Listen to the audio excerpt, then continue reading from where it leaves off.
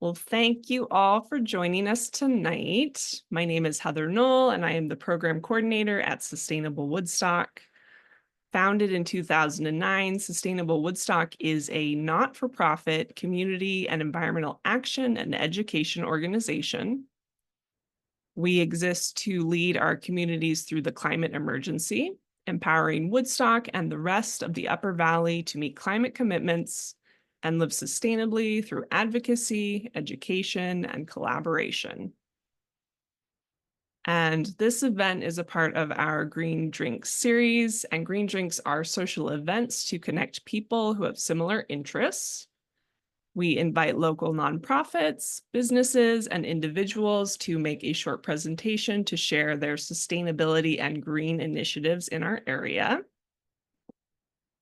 And our next event is an e-bike demo day this Sunday in Woodstock from 9 a.m. to 5 p.m., where you can try out an e-bike and take it for a spin around town, or just around the parking lot if that's what you're comfortable with. And I'm going to go ahead and put the link to that into the chat if you would like to join us.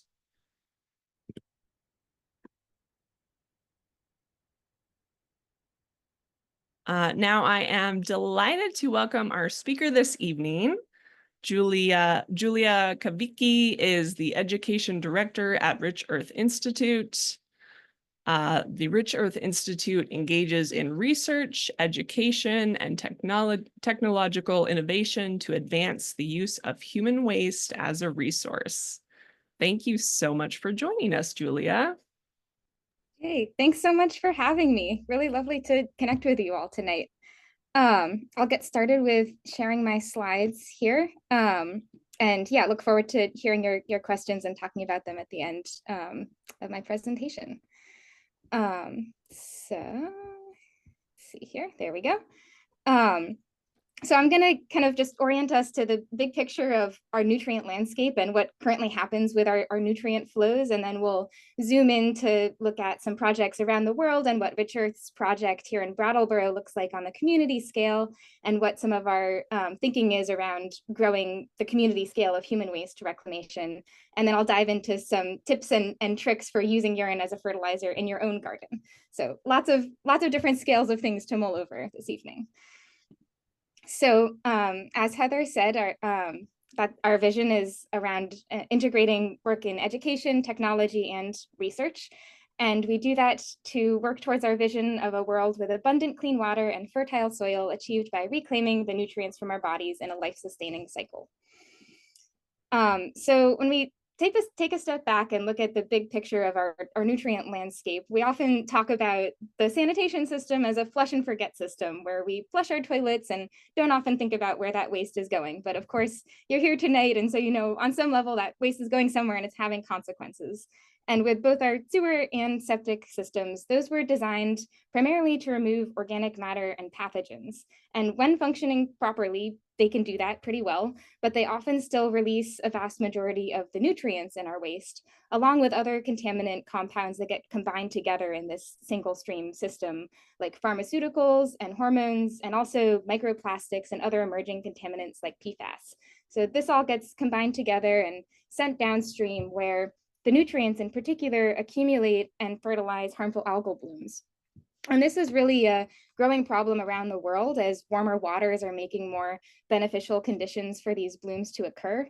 And also more heavy precipitation events and flooding from climate change are causing more nutrients to accumulate in our water bodies. And so when our nitrogen and phosphorus are in our water bodies, they fertilize these blooms, which can then produce neurotoxins that accumulate in shellfish and deoxygenate the water, resulting in these mass fish kill events, and also just generally make the water unfit for drinking and recreating in. So not a great end fate for what's happening with our nutrients in this conventional system. So we think of this as all part of the linear nutrient flow, where on the one hand, we're using extractive and sometimes exploitative processes to procure the nutrients for use in agriculture. And on the other hand, we're flushing them away and wasting them and having them cause pollution and problems in our aquatic ecosystems. So just to quickly spotlight some of the social and environmental ramifications of this linear nutrient train. On the fertilizer procurement side of things, for nitrogen fertilizer or synthetic nitrogen fertilizer specifically, it's a very energy intensive process to produce through the Haber-Bosch process, which takes the nitrogen out of the air essentially and turns it into a plant available form. And this contributes about 1 to 2% of global greenhouse gas emissions just for nitrogen fertilizer alone.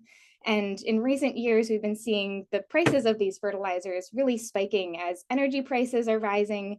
It's also then causing the fertilizer prices to rise. And when the war in Ukraine was starting, there were a lot of headlines about farmers being really desperate for alternatives for nitrogen fertilizer that can be more sustainable and more locally procured and more affordable.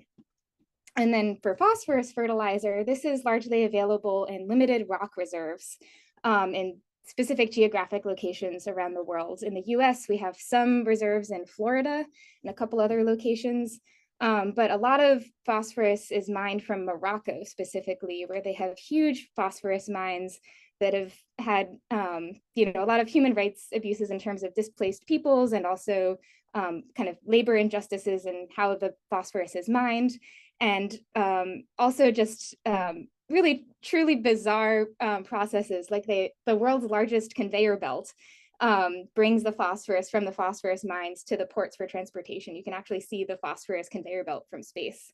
So truly wild and also increasingly limited because we're using more and more phosphorus and only have this limited amount available in the ground. So then we use all of those nutrients to grow our food in agriculture and eat the food, and our bodies excrete the excess nutrients that they don't need to grow. And then oftentimes we excrete those nutrients into flush toilets, which kind of have another step of waste along the way where we put our small amount of human waste in this large amount of clean potable water to continue it on its journey. We've estimated that the US wastes about 900 billion gallons of clean water every year just to flush our toilets alone. So we could have a really big impact if we just rethought our sanitation system a little bit and conserve that water for other vital uses, especially in areas in the US that experience a lot more drought with climate change. And then we send all of those nutrients onward to our wastewater systems, which we saw earlier largely don't remove the nutrients and send them into our waterways when functioning properly. But increasingly also our wastewater systems are vulnerable to climate change and underfunded and failing in a lot of places across the country. And the US, it's a Engineering Society of America, I forget their exact name, but every year they come out with a report card for America's infrastructure. And for our wastewater infrastructure, in their most recent report card, they gave it a D+ because of how kind of ill-equipped it is to serve the current people it's trying to serve and also deal with the future stresses of climate change. So for sewer systems, a common problem is this issue of combined sewer overflows, where both stormwater and wastewaters are combined into pipes that have to go to the treatment plant to be treated. And so when we have heavy precipitation events, they overflow straight into our rivers where they send untreated human waste into our rivers. And for septic systems, there's a similar issue where when there's a lot of flooding, septic fields can be inundated and also flood into our groundwaters, which then make their way to our other bodies of water. And in Vermont, we saw this a lot with the recent flooding, both this year and last year, of having really devastating effects on both kinds of wastewater treatment systems. So this is the kind of conventional nutrient line, and what we're working to do at Rich Earth and many other places around the world are working to do is to reconnect the dots of this line into what we call the food nutrient cycle. And while a lot of the technologies and some of the processes I'm going to talk about today are new, this basic concept is a really kind of ancient one that's almost as prevalent, humans have been practicing the recycling of our waste into agriculture since the dawn of agriculture. And there's a really great book that details some examples of this called Farmers of 40 Centuries that includes some really early examples from Asia. So we've calculated at Rich Earth that every day the average human body produces enough fertilizer in the form of urine to grow the wheat required to bake 1 loaf of bread. And I think this is just a nice way of visualizing the potential for reciprocity between ourselves and the land, where we can give the land in abundance all of these nutrients, and it can in turn give us a wonderful amount of food to feed ourselves. So why are we focusing on urine recycling specifically? Well, in this graph, you can see that in terms of the total volume that makes up wastewater, a huge amount of it is just clean, potable water that we're then contaminating with this relatively small amount of human waste. So this is another way to visualize it in this graph here in terms of volume. But then if we look at the nitrogen and phosphorus content, the nutrient content of our waste, urine actually contains a vast majority of those nutrients. So by doing a relatively small act volume-wise of diverting our urine at the source, we can have a relatively big impact on preventing that downstream nutrient pollution and on procuring those nutrients and recycling them for use in agriculture in our local food systems. But you'll see, and so that's also why we're focused on urine recycling as sort of the low-hanging fruit. And the poo composting has great benefits, especially in terms of organic matter, but is a lot more logistically challenging and also regulatorily challenging. I'm not sure if that's quite the word, but I can get more into that later. But on this fourth graph, you'll see that urine contains about half of the micropollutants. And what this is the pharmaceuticals in urine. And we know this is a big question that a lot of people have before they feel comfortable thinking about using urine as a fertilizer. So Rich Earth actually did a 6-year research project with the University of Michigan on this question. And I think it's useful to start by framing, what currently happens to the pharmaceuticals in our urine in that linear paradigm, where it's both a linear nutrient paradigm and also a linear pharmaceutical flow paradigm, where when we flush our toilets, all of the drug compounds in our waste end up accumulating in our aquatic ecosystems, where they have all kinds of bizarre effects on the life that lives there. And if you're interested in learning more about this, there are a whole field of research studies about the effects on fish behavior and physiology and effects that ramify up the food chain. So if we think about reclaiming our urine as a fertilizer, we can protect those aquatic ecosystems that don't really have a way to degrade the pharmaceutical compounds. But of course, it raises new questions about the impact of these compounds on the soil and crop tissue that we might be eating. So in our 6-year study with the University of Michigan, the University of Buffalo, and the Hampton Roads Sanitation District, Rich Earth looked at the fate of pharmaceutical compounds in urine with levels that were very high so that we could even detect it in the crop tissue because, we looked at a wide range of compounds as well to see the effects of different kinds of pharmaceuticals. And essentially what they found is that they only accumulate in crop tissue at very, very small levels or insignificant as a human health exposure pathway levels. You'd have to eat a pound of urine fertilized lettuce every day for 1,000 years to get back the same amount of caffeine that's in 1 cup of coffee. So really tiny levels. And we have reason to believe that it might be soil microbes who are helping to break down these pharmaceutical compounds. So we have a new study that we're working on to look at the potential soil health effects of long-term urine fertilization, because that's kind of a new question that came out of this study. So we have a 5-year soil health research project that we're now doing with Cornell University and Michigan to continue to explore this question.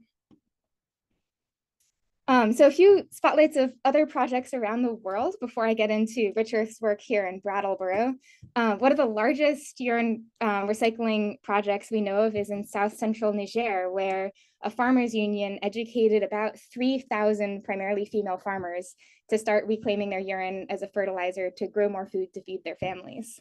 And one of the interesting things about this project is the project leaders worked with local village religious leaders and other village leaders to think about how they could make it a more socially acceptable practice. And the idea they came up with was to rename the urine when it's urine the waste to urine the fertilizer, so that there's a cognitive shift that happens when you're going to start using it in your garden. So they decided to name it Oga, which in the indigenous Igbo language means the boss. So when you're fertilizing with urine, you're working with the boss in your garden. And there's a whole paper about this project you can read if you're interested in learning more about it. And then over in Switzerland, the Swiss Institute of Aquatic Science and Technology has really been the grandmother institution of urine research, urine recycling research. And they've been looking into this since the early 90s in terms of both practical implementation and also implications for environmental and social impacts and economic impacts. And as a result of their work, they've now created this whole spin-off company, Vuna Nexus, that's installing building scale urine treatment technology throughout Europe. And their technology produces this concentrated urine fertilizer product that they now sell in gardening stores at enough of a profit to form part of the business case of their company. So that's been really cool to see. If you ever find yourself in Brattleboro, we have some vials of this urine fertilizer at our research center. Most recently in Paris, where you might have been hearing some headlines from the Olympics about the ickiness of the water quality there, they've been putting a lot of effort into cleaning up the water, especially with this, they call it the scissor effect in Paris, where there's a rising population level and a lowering water level in the River Seine. So there's more and more nutrients being diluted in less and less water. So because of that, the Paris Water Agency really recognizes the value of urine diversion in protecting their water quality, to the point where they will now subsidize up to 80% of any new development project that incorporates urine recycling, which has enabled a lot of new, really large-scale urine recycling projects to start coming online, including this entire neighborhood that's being built with urine collection into it. So over in the US, Rich Earth is the only ones, we're the only ones doing Peecycling on the community scale, but we have a lot of other partners that we're working with to advance different aspects of completing that food nutrient cycle, including policy and toilet design and public outreach. And up in Burlington, Wasted is a new portable toilet company that came to Vermont from California because Rich Earth pioneered these this regulatory pathway for urine recycling, and they were able to come to Burlington and start this portable toilet company that recycles urine and collects it from many different events. Also in Vermont is Point of Shift, which is a compost toilet consulting organization led by Kelsey McWilliams. And down in Brattleboro, Vermont is the Rich Earth Institute. We've been around since 2012, started by really a bunch of people who were collecting urine for their gardens already and finding that they were collecting way more than they could use in their gardens, and a local farmer who was really interested in completing the food nutrient cycle on his farm and finding a way of procuring more urine to fertilize his farm. And our two co-founders, Abe and Kim, who really put the dots together and got the community and technical infrastructure in place to build this community scale urine recycling program, and have grown from there to do a lot of research projects with other partners across the country. So the heart of what we do is this community scale program, which enables us to demonstrate that it is possible to Peecycle. It's not just a theory, but it can be done in practice. And also enables us to research a lot of questions we have around how this might scale and how it might look in different contexts. So we now collect about 12,000 gallons of urine every year, which since our founding has enabled us to conserve about 2.3 million gallons of clean water that would have otherwise been wasted to flush that urine away. And really the backbone of our community program is our urine donors who contribute their nutrients voluntarily to our program to be recycled for local farms. And they do this for three really core reasons. One is to conserve all of that water that they would have otherwise had to flush away. The other is to stop polluting their local river, in our case, the Connecticut River, going down to the Long Island Sound, and also to be able to support local farms in a really unique way of providing their nutrients back to the farms. It's sort of like a PSA corollary to the CSA model. And every year we have an annual piss-off competition to encourage a little friendly competition between our urine donors, and the winners get this Judy Zemmel trophy, which rotates between households. So there's four main steps in how our community program works, and I'll just quickly walk through what each of those looks like next. For collection, there's a variety of ways you can collect urine. The sort of easiest entry option is this portable urine collector that Rich Earth has designed over the years, which is basically a 2.5 or 5 gallon jug with some concatenated plumbing parts connected to a funnel, which makes a very watertight collection setup, and also largely odor-free. if you add about 1 to 2 cups of white vinegar to your container before you start collecting, and then we also provide this ball that sits in the center of the funnel and acts as a valve check. And those two things together make it a pretty odor-free experience. And then in recent years, we've also partnered with Toilets for People, which is a local compost toilet company based in Jamaica, Vermont, to design this pee toilet, which is basically the portable urine collector, but with a seated seat on it. So you can sit to pee if you prefer to do that. There's also a variety of accoutrements that you can have to go with your collector, including this nun's cap, which fits under your toilet seat. So you can sit to pee in that and then pour it in your funnel, or various stand to pee urination devices like the Peestyle. So for folks who are collecting that way, they'll have these in their bathrooms, and once it's full, you can unscrew the funnel and screw on a cap and bring it to one of our 2 urine depots. We have one in Brattleboro and one up in Bellows Falls, and they have a little self-serve pumping station where you can pull the nozzle down and pump out your nutrients and bring home your empty container and keep collecting. This is also where we have our piss off contest logbook.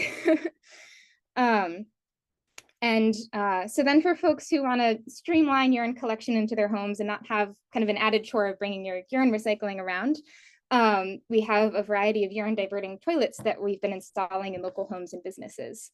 So there are urine diverting composting toilet options like this Vosman Eco Dry, where the urine collects in a tank in your basement and the solids can collect in a composter. Or there are a variety of urine diverting flush toilets where the front half can collect in a tank and the back half can be flushed to your sewer or septic system. And most recently, we've been excited about this Laughlin Save toilet model, which was designed in part with funding from the Bill and Melinda Gates Foundation in Europe, because it uses what they call the teapot effect, where it uses the physics of how urine flows slightly slower to catch it in this urine trap and then save that. And then the faster moving flush water can flume into the back half of the toilet. And this model is really exciting because it eliminates a lot of the potential for user error that can happen with other kinds of urine diverting toilets. So really excited to advocate for more of these toilets in the US to install them in more public places. And that's what they've been doing in Europe, where a lot of the toilets that Vuna company uses are the Laughlin Save. They've installed these in places like the European Space Agency and all kinds of other locations. And then there are a variety of urine-only fixtures you can install if you want to just add it into a second bathroom, for example, and not have to replace your entire toilet, but can add another option as a way to collect easily. So when the urine is collected in people's homes or businesses or at our urine depots, we then go around and pump it out. It's kind of like the inverse of getting your oil delivered. You can get your nutrients lifted away. Here's our hose connected to a local urine donor's home. And basically it's just a truck like any other truck, but it has a vacuum pump retrofitted onto it. So we can easily pump liquids onto and off of the truck. We store large IBC totes in the bed so we can easily move liquids around. And then when we bring all of the urine back to our research center for processing, we sanitize it. And I'll have a further note on sanitization in a second, but for our community scale program, we treat it all according to the US EPA method for biosolid treatment, which is the closest category the regulators could find to put us in, while recognizing that urine is different from biosolids that come out of a treatment plant. And so we have this custom created pasteurizer that our spinoff company Brightwater Tools designed, that just uses a heat transfer system to heats urine to about 80 degrees Celsius for 1.5 minutes. And it has a heat transfer system in it so that as the hot urine is leaving the system, it can transfer its heat to the cold urine that's entering and in total be as energy efficient as possible. It uses about the same amount of energy as one light bulb to run, which is pretty awesome.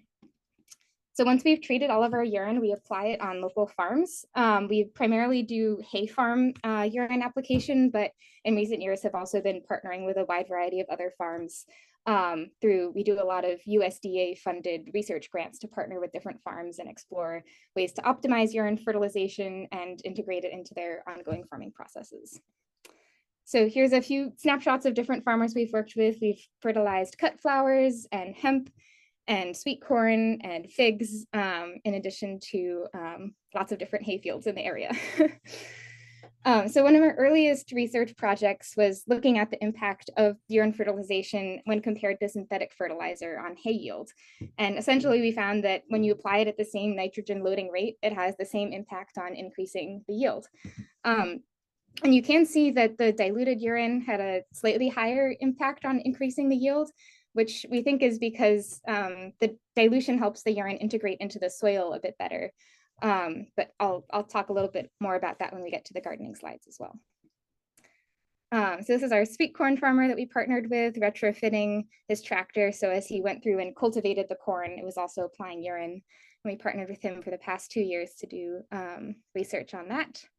And then here at our research center, we have a vermiponic system, which is these hydroponic murals that combine both worm tea and human urine, which it turns out kind of have the nutrient, a good match of nutrients for what a hydroponic system needs to operate. And so we grow a lot of lettuce in the system and eat it as staff and donate it also to the local food bank. And this system was designed by an organization based in California called the Dark Nectar Cooperative, who's really interested in increasing food growing options for folks without access to land. And so they sent us the system to trial legally with urine in Vermont. So based on our program, we're now working to support other communities in adopting urine recycling programs of their own, or translating what we've learned into their contexts. We have a guide that summarizes everything entailed in starting a urine diversion program. And we're now working very closely with partners in Cape Cod to help them get some urine recycling off the ground, as they have a lot of nutrient pollution problems, both in the coastal areas and in the ponds there. And then over in Vermont, we've also been working with other partners to explore how we could expand urine recycling across the state here, especially as we've already piloted the sort of regulatory pathway for how this could work. Expanding it across the state is a lot easier here than other states where those dots have to be put together. It is kind of interesting to think about the nutrient landscape of Vermont in terms of Connecticut River and Lake Champlain, where we have different primary nutrient drivers. So a lot of our work here in Brattleboro is funded through a connection with the Long Island Sound, where we're mostly focused on preventing the nitrogen nutrient pollution. And then up in the other half of the state, phosphorus is more of the limiting nutrient in the freshwater ecosystems. So the phosphorus is more of a focus on the other half of the state. And urine is rich in both, so they're more of a nitrogen fertilizer. And so as we were talking about earlier with the heavy flooding we've been seeing in Vermont and the impacts that's been having both on septic systems and on our centralized wastewater treatment plants, I think we're increasingly trying to think about what kinds of on-site resource recovery systems might be less vulnerable to these stresses of climate change. We don't have the solution for that full kind of system, but we're really interested in working towards that to provide more options for places where water-based sanitation systems are increasingly under threat.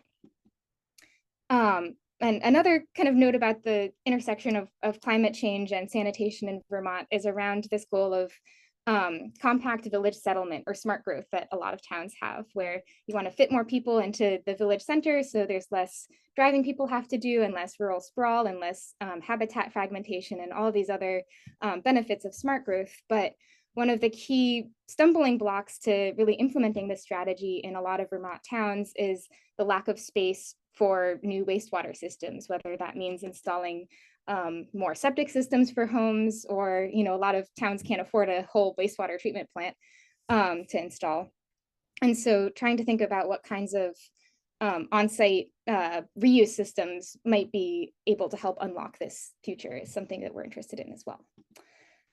So some of these dynamics are outlined in our village sanitation pilot study that we did in partnership with the Windham Regional Commission. Thank you to Chris Gaynor, a former Eco AmeriCorps member, who helped create this study.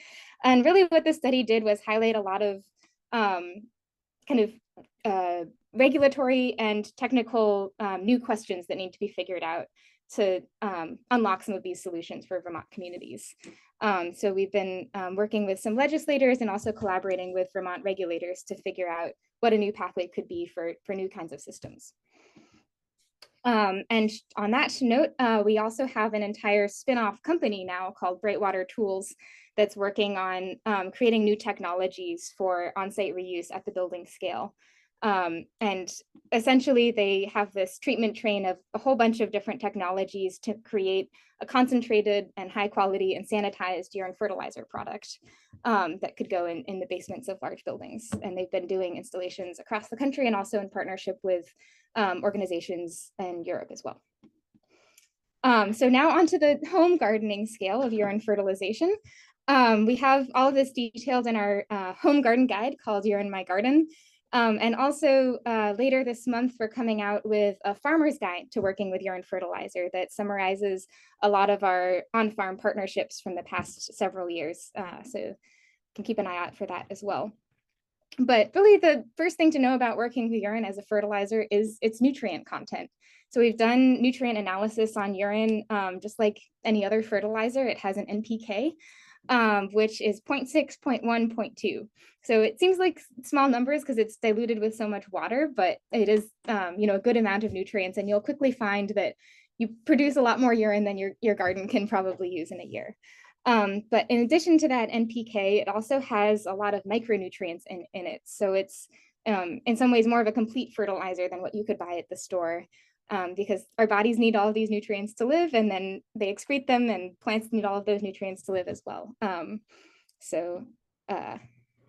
But one of the most important things to know about urine as a fertilizer is its propensity for losing the nitrogen into the air.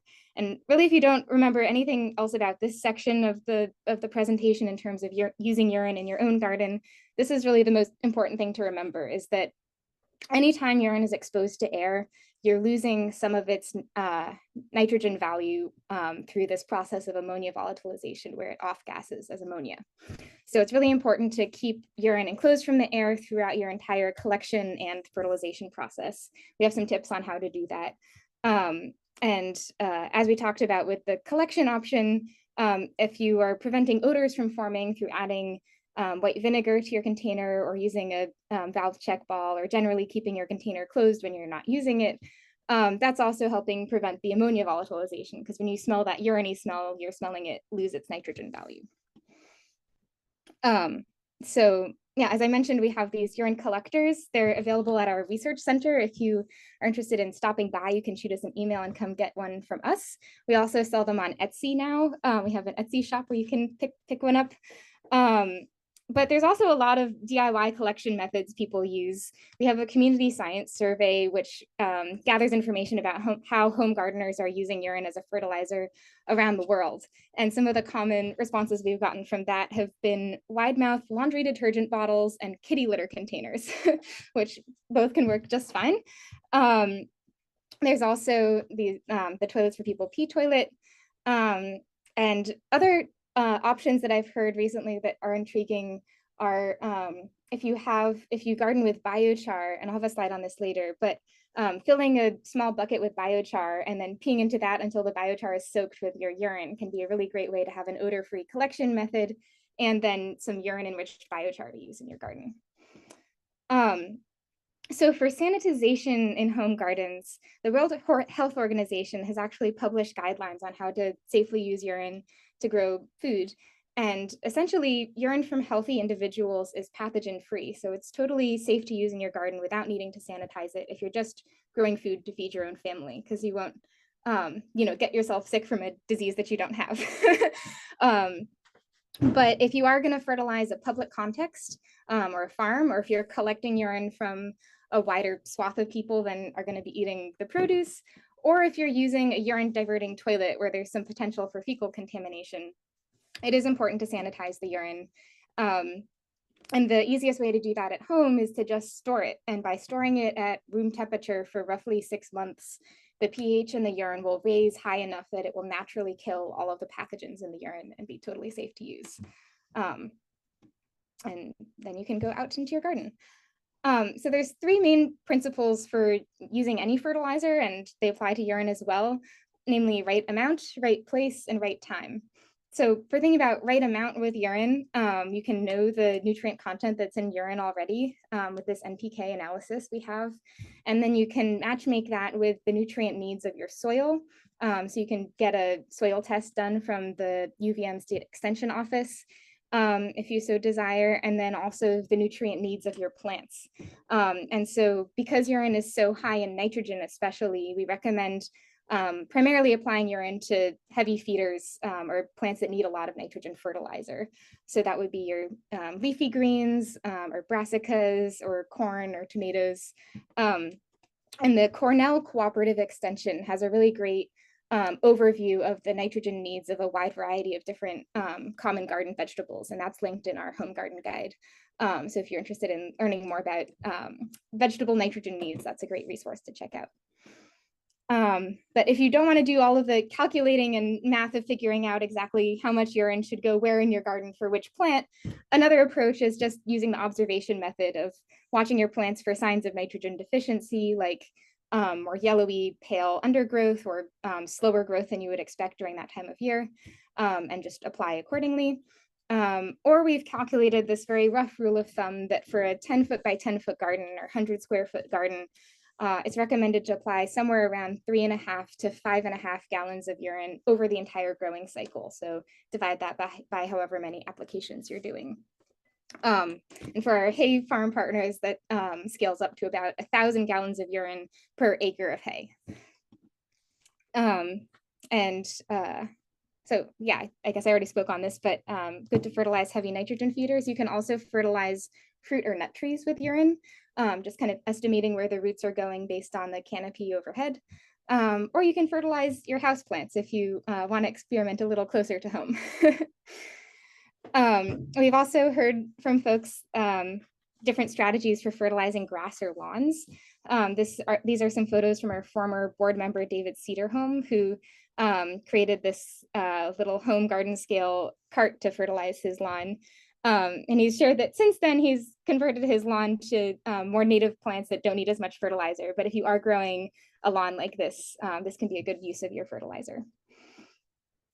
And so then in terms of timing for urine fertilization, we recommend basically applying it when plants have their greatest nitrogen uptake curve. So that's generally in the stage of growth when a plant is older than a young seedling, but before they're fruiting or flowering, because that nitrogen will stimulate more kind of leafy, shooty growth. And if you fertilize a plant that's trying to flower with the nitrogen, then it'll divert its energy away from growing those fruits that you want.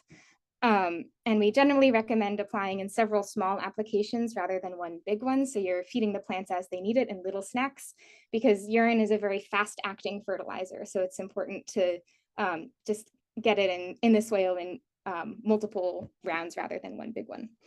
And then it's important to fertilize at least 30 days before you're going to harvest any crops that you'll eat raw. And this is per those World Health Organization guidelines that are just to be extra precautious in case there were something in the urine that you didn't want on fresh, like leafy greens, for example. It's just an extra 30-day buffer that's recommended. And so then generally for application methods, per that ammonia volatilization situation, it's important to incorporate the urine into moist soil in some way. So one way to do that is to dig a little hole or furrow next to your plant and pour the urine into that hole and then cover it with soil. Another way is to dilute your urine beforehand. And so that's why in our hay yield trials, the diluted urine had a slightly higher increase on the hay yield, was because we think it was integrated into the soil faster. So dilution is one way to do that. Or you can water your garden after you fertilize, or fertilize just before the rain. And that's another way to help ensure the urine gets integrated into the soil as quickly as possible. And that's often what we do now with our farm partners, rather than diluting, is we just work with them to time our fertilization for when it's just about to rain, so that it can be naturally integrated that way. So yeah, dilution is not necessary, but it's something we hear commonly from home gardeners. It's also helpful if you're worried about over applying your urine and accidentally burning your plants. Dilution is a good way to help spread out that nutrient love between your plants a little bit more. And the ratio level is really more of an art than a science, but generally somewhere around 1 to 3 or 1 to 5 parts urine to water is common, though we have heard the broad range of 1 to 1 to 1 to 30, especially if you have a very dry garden, diluting a lot more can be helpful. And in the nutrient breakdown of urine, you may have noticed it does have a fair amount of salt in it. And so whether or not salt accumulation in your garden is a problem really depends on how much precipitation your garden is receiving. So generally in our climate, we don't think salt precipitation or salt accumulation is a big issue because it just washes out through the soil. But if you're growing in a hoop house, it might be something to take note of. And if you do see signs of salt starting to accumulate, just flushing it with water is a good way to get it out of there. And then a couple just quick additional methods for fertilizing with urine in your garden, and then we can come back for Q&A. But one we've been interested in exploring recently is drip fertigation. We've done 2 research projects on that. It's a really great combination of, if you have an irrigation system already set up, just adding a little urine into it can be a good way to get that urine into the right to the plant roots where it needs them. And it's a totally enclosed system, so it minimizes the air exposure and that ammonia volatilization as well.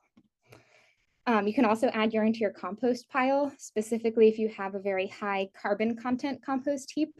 That will it'll absorb the nutrients in the urine, and the urine will help break down the compost.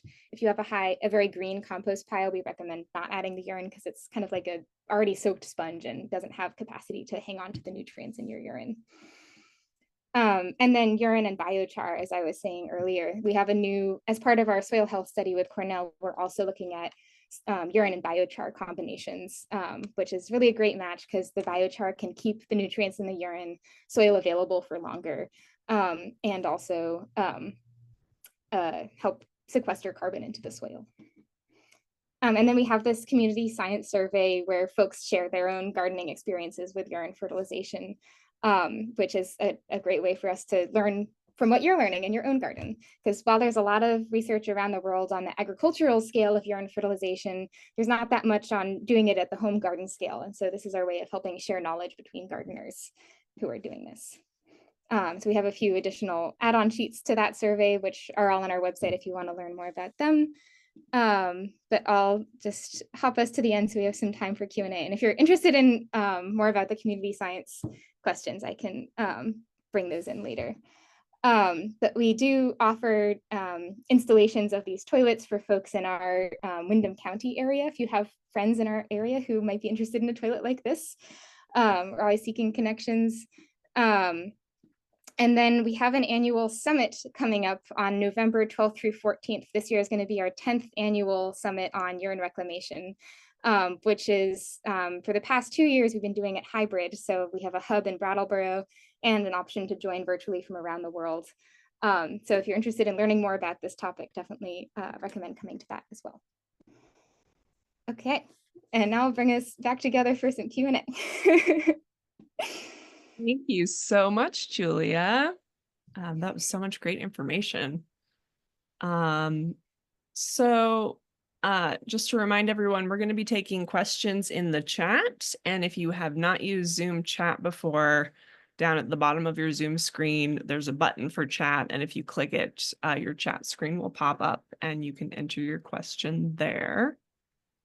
Let's see.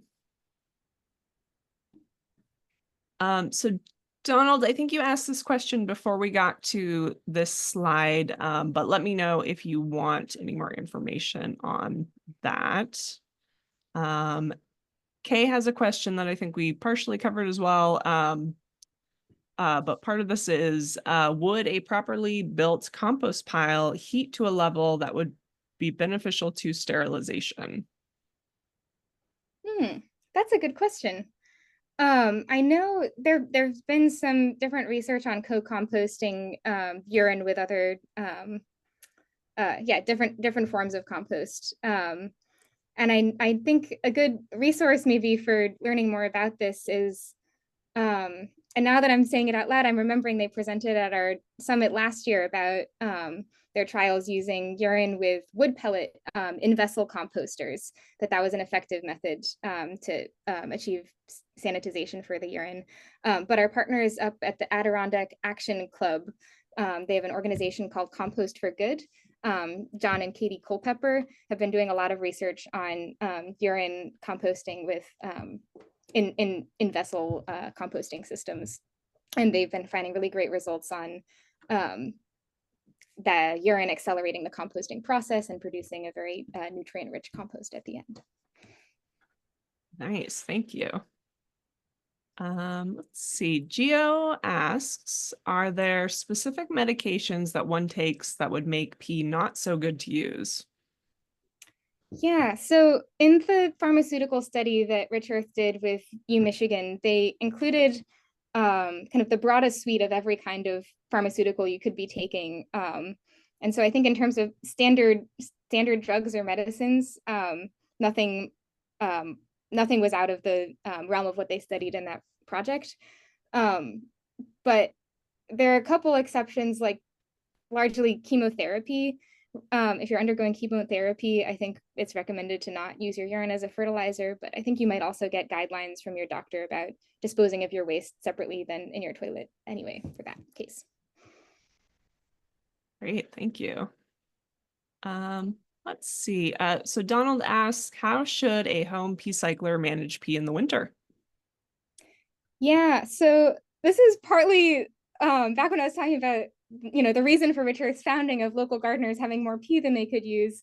Part of the reasoning for having a larger community scale pee cycling program is that there's not a great solution for if you're just trying to use your urine in your own home garden for what to do with all that urine you'll collect over the winter. But I think adding it to a compost pile, or if you have like a lot of wood chips that you're trying to degrade, adding it to them could be an option. But generally, I would say research how to start a community scale program in your own neighborhood and get in touch with us. But yeah, unfortunately, there's not too great of a solution for that. Yeah. Got it. So Ginevra asks, how does using urine impact organic certification for farmers? Yeah, that's also a great question, and one we've been thinking about since Rich Earth's founding. Organic certification bans the use of biosolids on your land, but they don't have a separate, and this is a common problem in the sort of legality of urine recycling writ large, but there's not a separate legal definition for urine from biosolids. And so it often falls in this gray area where it's up to the regulatory jurisdiction to decide how it should be regulated.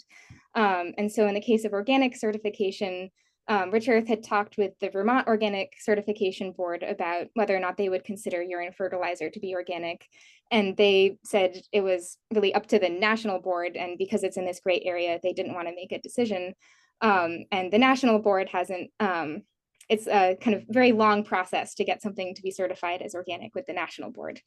So in lieu of that, we have this new project that we're working on of just creating a urine fertilizer certification itself as the first step towards the organic certification eventually, of just starting with at least creating a new definition for urine-based fertilizers from other kinds of biosolids fertilizers, so that there can be that distinction. But largely right now, Rich Earth partners with farms that follow organic practices but aren't organic certified. Got it. Thank you. So Nancy asks, will the nitrogen content be lost if the urine is added daily to a 5-gallon pail?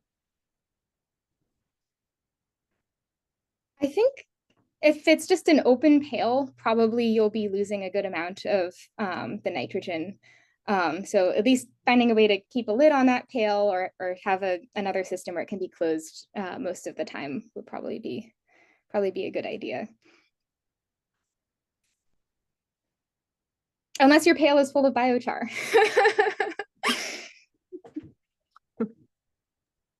So if anyone has any other questions, please enter those into the chat. And while we wait and see if there are any last questions, I wonder, Julia, do you have a link for the event that you could put in the chat in case anyone wants to join? Yeah. And we're Registration will launch in early September, so we're not quite there yet, but you can also, we have recordings from our past 4 virtual summits that you can check out. So you can hear a little more about voices from Peecyclers from around the world that way as well. Oh, that's great. And if we could we send out your Etsy link too to your Yeah, products? I'm very curious to see them. yeah. Yeah, I can send you that and also the community science survey link to share with folks. And as Donald is asking for the link to the home Oh, guide. nice. Yeah. How about I can send you guys an email with all the links and then you can send it to everybody. Thank you. Yes. All right, looks like we covered everybody's questions. Oh, here's another one from Nancy. Thank you, Nancy. Is storing the urine in a closed jar for a few months going to change the product, or is it still good? Yeah, still good as long as it's sealed off from the air. And you'll have the added benefit that storing the urine will slowly over time sanitize it as well. It does get significantly darker in color, which has no effect on its fertilizer value, but is just something that happens. So be not alarmed if that happens. It's not gone bad. It's just changed shade. Great, thank you. Well, thank you so much, Julia, for sharing all this great information with us. And I look forward to getting all those links. I'll send those out to everybody. And again, if any of you all are around this weekend and would like to try out an e-bike, we will be at North Chapel from 9 to 5. Ideally, you could reserve a slot for a bike, but you can also just come and check them out if you'd like. We'll be there. Let's see. And yeah, I think we got all these questions. And yes, I will be sending a recording as well, and we'll put that on YouTube also. All right. Thanks so much, everybody. Thank you, Julia. Julia. Thanks for having me, and thank you for all your questions. All right. Good night, everybody. Bye.